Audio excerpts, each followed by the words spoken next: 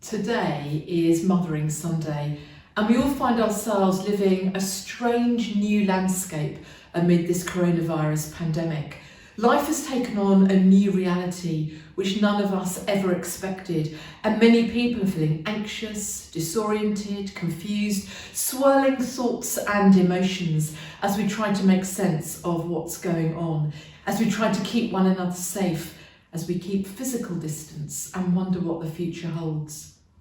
Despite all those Mother Day cards in the shops full of positive sentiment, the truth is that Mother's Day has always been a day of complex thoughts and emotions, perhaps even more so today. Yes, of course, there's joy and laughter, children, young and old, celebrating their mothers, giving them cards and gifts, saying thank you in all sorts of creative ways.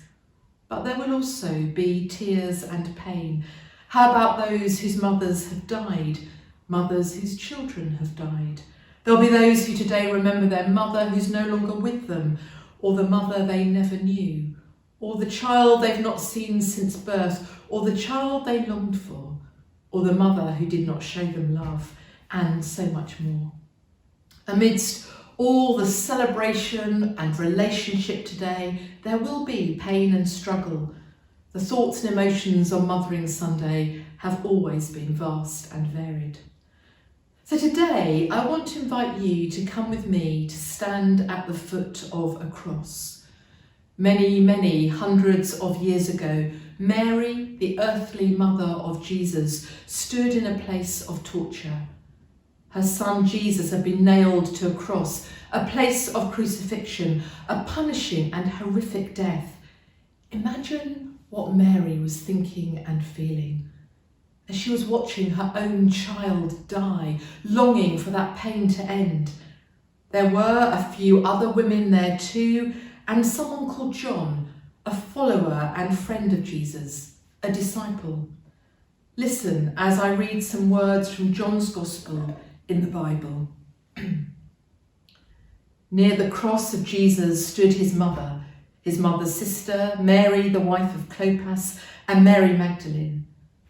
When Jesus saw his mother there and the disciple whom he loved standing nearby, he said to her, "Woman, here is your son," and to the disciple, "Here is your mother."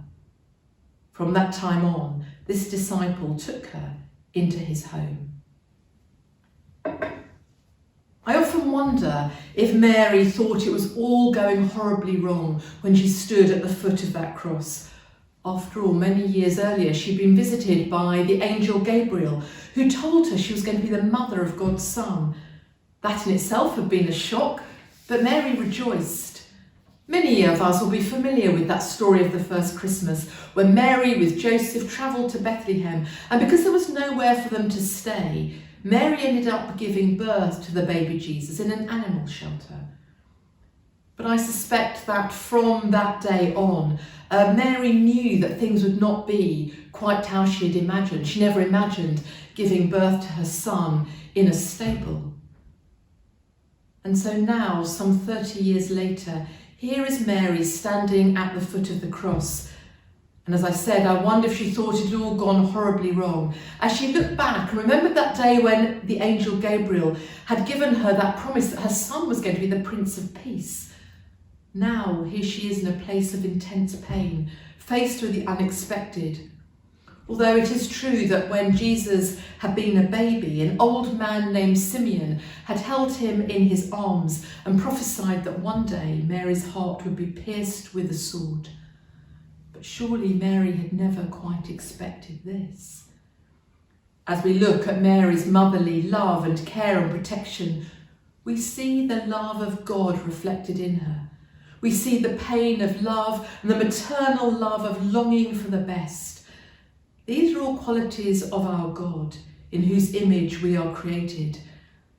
And so from a place of dying and torture, we hear Jesus' concern and love for his mother, because the one on the cross is fully God and fully human, bearing the pain of the world, bearing the world's brokenness, and bearing it out of love for us in our brokenness.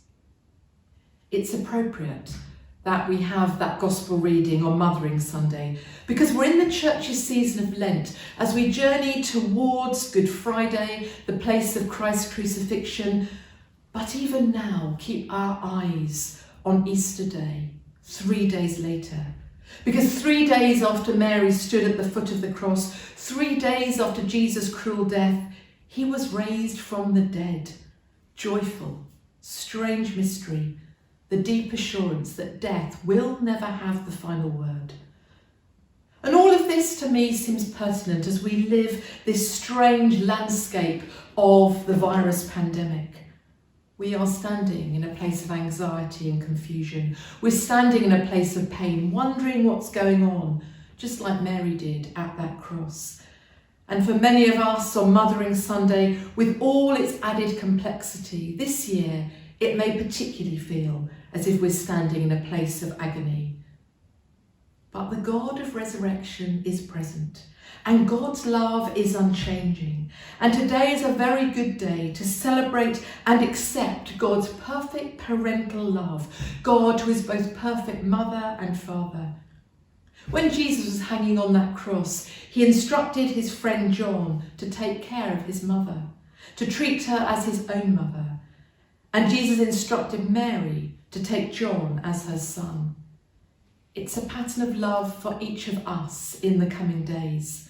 I wonder how we might live that physical distancing so that no one is isolated, so that we live relationship with one another and indeed with God. And we ask, to whom can I be parent? To whom can I be loving child? To whom can I be brother or sister? Over these last few days, I've been deeply touched and inspired by the love that people are showing to their friends and neighbours, to the love people are showing even to those they don't know. Panic buying is a fearful and selfish reaction to a pandemic, but offering to meet the need of a vulnerable person is a loving and Christ-like response. Every one of us has a choice, just like Mary and John at the foot of the cross. So today, on Mother's Day, I pray there's much laughter and celebration and thanksgiving for the places where we have experienced love and nurture and good relationship. And I also pray that in people's places of pain and sadness and fear, we will know the God of resurrection, who reveals that crucifixion and resurrection dwell together. Tears and laughter are held together at the same time. And finally, I want to invite you to join in with a simple act this Mothering Sunday of lighting a candle at 7 o'clock this evening and placing it in a window.